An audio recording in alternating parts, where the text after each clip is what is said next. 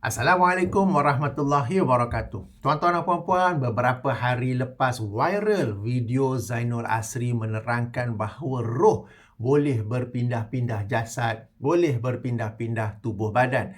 Ramai yang telah mengkritik kenyataannya itu, termasuklah saya. Saya ada buat video mengkritiknya. Link saya bagi di bahagian description. Jadi semalam beliau membuat naik sebuah video yang meminta maaf dan menarik balik kenyataan tersebut. Link video penarikan balik dan permohonan maaf itu saya bagi di bahagian description juga ya. Cuma video itu diterima baik oleh ramai. Tapi saya ni bila saya tonton video tu pertama kali saya tonton dah baik, apa yang tak kena dengan video tu? Jadi saya buat video ini untuk berkongsi apa yang tak kena dengan video tersebut. Sebelum itu, sila tonton dulu video tu dan perhatikan dulu beberapa kenyataan beliau. Seperti, saya baca ya. Saya quote apa yang beliau sebut.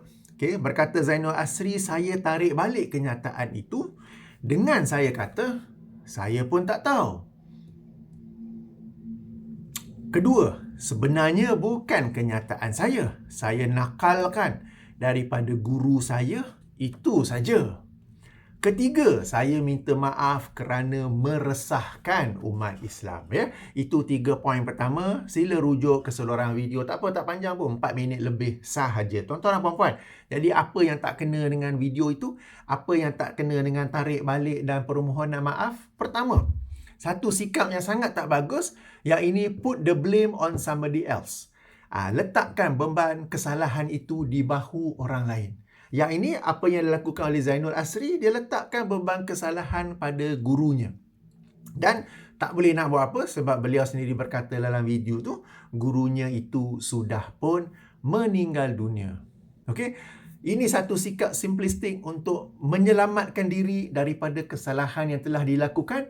Put the blame on somebody else. Letakkan beban kesalahan itu di atas bahu orang lain. Tak payah sebut nama orang. Sebut je ada guru. Guru pun sudah meninggal dunia. Don't know. Okey, yang kedua, don't know, saya tak tahu.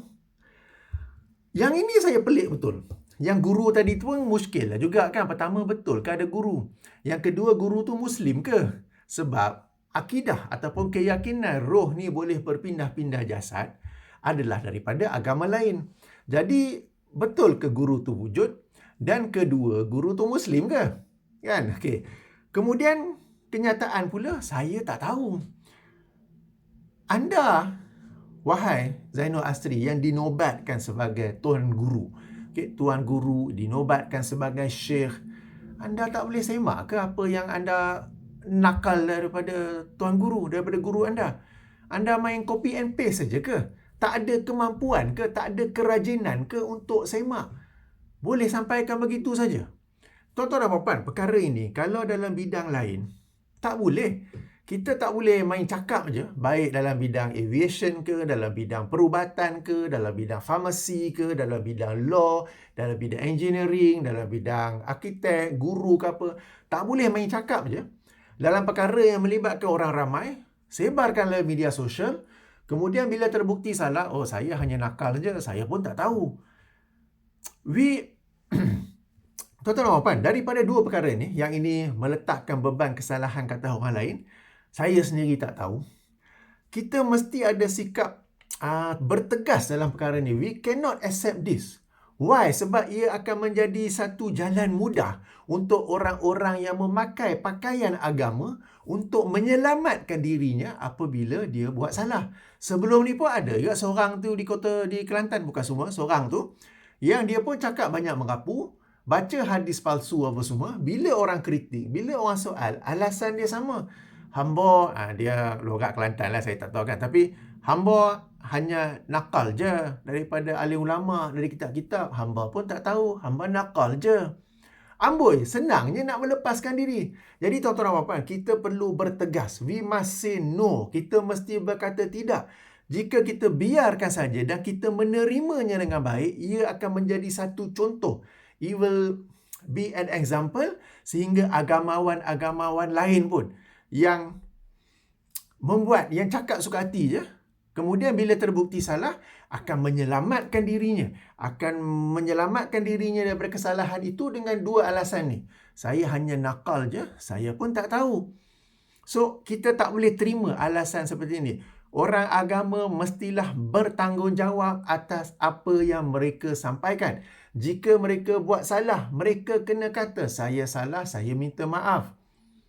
Okay, dan saya minta maaf, bukan minta maaf kerana meresahkan orang lain. Tak. Minta maaf atas kesalahan fakta yang saya sampaikan. Jangan blame orang lain. Jangan kata saya tak tahu. Jadi, inilah saya masukkan. Walaupun orang lain terima, tapi cuba lihat dari sudut pandang yang saya lihat. Mudahnya orang-orang agama ni, bukanlah semua yang segelintir ni lah, okay? Bukan semua. Yang jujur, yang amanah, yang berdisiplin, yang cross-check, yang sebelum datang kuliah, yang sebelum buat video, dia buat homework, dia cross-check, dia study, dia prepare nota, tu ramai. Tapi sayang sekali mereka ni bukan selebriti. Okey, yang betul-betul amanah, yang jujur, yang menyampaikan ilmu, agamawan, ustaz, ustazah ni ada. Tapi mereka ni bukan selebriti. Yang selebriti ni kerana nak capai darjat selebriti tu, mereka sampaikan apa yang ada wow factor kepada para hadirinnya. Okey, para penontonnya. Tapi bila terbukti salah, mereka pun ada strategi untuk menyelamatkan diri. Yang ini, pertama, hamba hanya nakal je, saya hanya nakal je daripada tuan guru, daripada tok guru, daripada kitab. Kemudian, saya tak tahu. So, kita mesti kata tidak. Kita tidak mahu alasan seperti ini. Kita tidak boleh menerima alasan seperti ini. Sekarang ni baru 2 orang saya dengar ada alasan macam tu. Dibimbangi, jika dibiarkan, ia akan meluas dan orang-orang lain pun yang jenis-jenis yang macam ni lah. Okey, akan menggunakan hujah yang sama. Cuba tuan-tuan dan puan-puan bayangkan, jika saya sendiri cakap hal agama, kemudian salah, genuinely wrong, memang salah, ada orang buktikan salah, saya pun buat alasan, oh saya hanya nakal je pada kitab tu. Kitab tu pengarang pun dah meninggal. Tak apalah, biarlah, saya minta maaf kerana meresahkan, kerana merusingkan, kerana mengelirukan anda, minta maaf. Nak boleh terima tak? Tak boleh kan? So, kita tak boleh terima perkara-perkara seperti ini, tuan-tuan dan puan-puan. Kita mesti pandang serius dalam hal agama ni, dan kita mesti pandang serius orang-orang yang tidak bertanggungjawab dalam urusan agama, cakap saja apa nak cakap, bila dikritik, put the blame on somebody else and say, I don't know. Tak boleh semak ke sebelum cakap tu? Kan? Baik, kemudiannya, okay, Zainul Asri ni terkenal. Dia cakap 3-4 perkataan, dia selawat. 3-4 perkataan, dia selawat. 3-4 perkataan, dia selawat. Dan orang-orang yang naif pandang ni sebagai satu ciri yang mulia. Ui, hebatnya, ui, waraknya. Perkara ni saya telah kritik, saya telah sentuh beberapa kali sebelum ini. Dan Alhamdulillah, kali ini setelah beliau dengan video dia menerangkan tentang roh yang bergerak-gerak itu, saya perhatikan ada 4-5 agamawan lain, sarjana lain yang turut mengkritik cara berselawat seperti yang sebab tuan-tuan dan puan-puan, para imam yang hebat daripada zaman Salaf sampai sekarang, mereka juga bercakap, mereka juga berucap, tetapi mereka tidak berselawat di antara 3-4 perkataan. Mereka berselawat. Yang ini apabila menyampaikan hadis-hadis Nabi sallallahu alaihi wasallam. Okey, tentang hal ini, beberapa ketika yang lalu saya ada buat satu video di mana secara jelas saya mengkritik Zainul Asri dengan perbuatan selawatnya itu hanyalah satu alasan, itu hanyalah satu cara beliau untuk menutupi dirinya yang bila cakap tak nak buat preparation, tidak mahu buat rehearsal, bila dah tersangkut, bila dah tersasul, dia selawat, nak cover benda tu. Orang-orang tak tahu. Tapi siapa yang dalam bidang public speaking dia tahu. Sebab dalam bidang public speaking ni, nak susun ayat, nak pilih perkataan, nak bagi dia lancar, tu memang satu cabaran yang hebat. Otak ni kena laju fikir tau. Okay? Pentium i9 tu dia kena overclock, kena laju. Supaya kita cakap tu jelas, lancar. Sebahagian orang dia tak nak buat rehearsal. Jadi dia cakap sangkut. Lalu dia tutup yang sangkut tu. Baik kerana tak tahu nak pilih ayat, tak tahu nak pilih perkataan, tersasul ke apa ke, dengan berselawat. Jadi perkara ni ada saya kritik terang-terangan ke atas Zainul Asri beberapa bulan. Tahun lepas ke apa, okay? Adalah video tu lagi.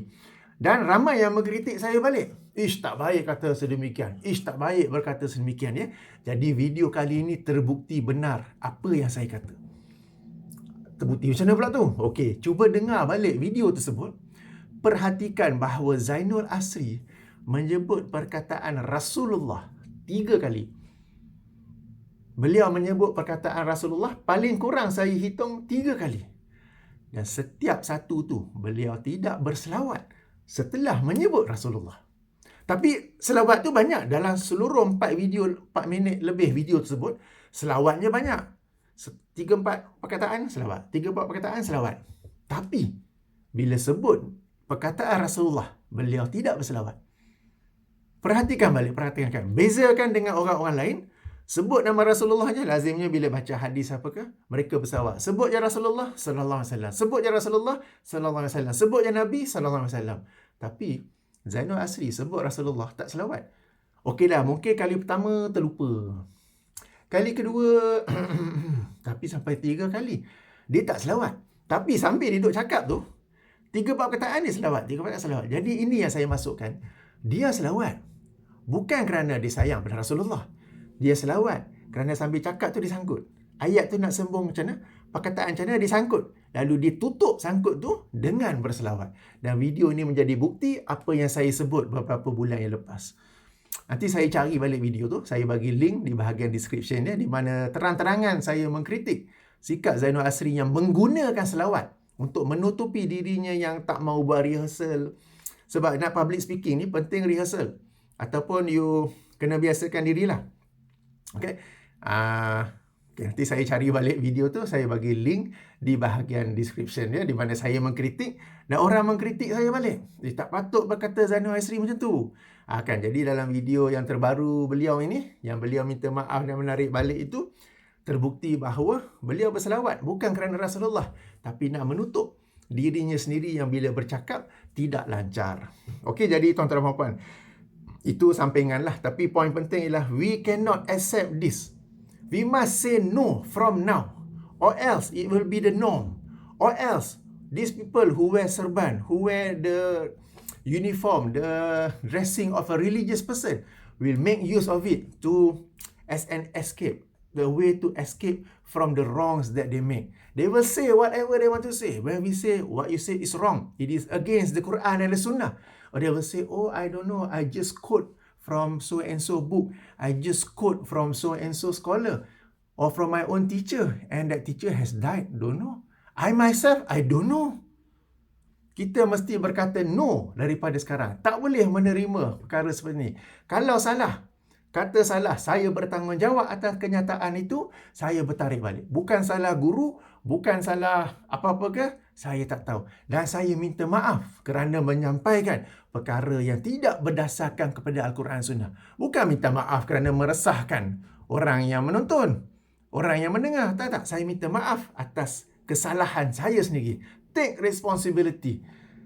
Ambil tanggungjawab. Nak terjemah agak ni. Okey. Baik. Tenang ya. Slow. Alright. Jadi saya pandang serius perkara ni. Seperti yang saya sampaikan. Moga tuan-tuan dan puan-puan juga faham kenapa saya pandang serius perkara ni. Bukan sengaja nak melanjutkan, memanjang-manjangkan antara saya dengan Zainul Asri. Tetapi saya lihat ada perkara serius ya. Bila orang-orang agama dengan mudah boleh menyelamatkan dirinya. Okey, menyelamatkan diri daripada kesalahan yang mereka lakukan dengan membuat alasan yang saya hanya nakal dan saya sendiri tak tahu. Oh boy, we cannot accept that. Okay, we cannot accept that. Orang-orang agama mestilah profesional, mestilah bertanggungjawab, mestilah amanah. Tak boleh buat alasan seperti itu. Jadi tuan-tuan dan puan-puan, itulah yang saya nak sampaikan. Okay, subhanakallahumma wa bihamdika. Syahadu an la ilaha illa anta astaghfiruka wa atubu ilaika. Assalamualaikum warahmatullahi wabarakatuh.